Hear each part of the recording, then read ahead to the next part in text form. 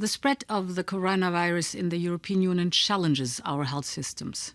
We need to protect our health workers who are in the first line of defense against the virus.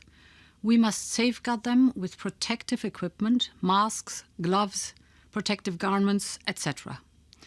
We work on 3 fronts. First, we are working with the industry to ramp up production. Second, we need to keep in the EU the protective equipment that we need. This is why we adopted today an export authorization scheme for protective equipment. This means that such medical goods can only be exported to non-EU countries with the explicit authorization of the EU governments.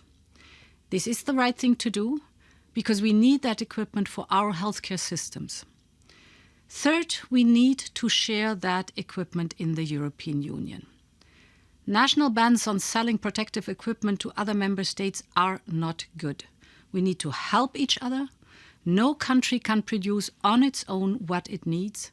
Today it is Italy that rapidly needs large quantities of medical goods, but in a few weeks other countries will need it too.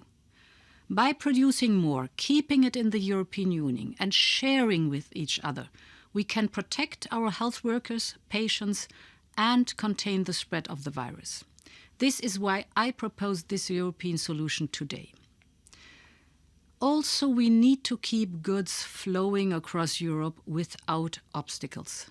Just imagine, as we increase production of medical equipment, factories cannot get the components they need in time.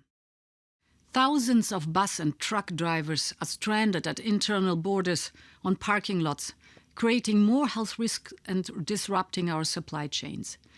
If we do not take action now, shops will start facing difficulties in refilling their stocks of certain products coming from elsewhere in the single market. In this moment of crisis, it is of utmost importance to keep our internal market going. In general, measures taken at national level can only be effective if they are coordinated with neighboring countries, in particular in border regions. The European Commission is working around the clock with the national governments on all these fronts. Tomorrow we will launch joint public procurement with member states for testing kits and respiratory ventilators. These are badly needed for our patients across Europe. Also tomorrow we will present guidelines to national governments on border measures. Protecting people's health should not block goods and essential stuff from reaching patients, health systems, factories and shops. We will be successful if we work together and rapidly on a coordinated response. The challenge we face requires it.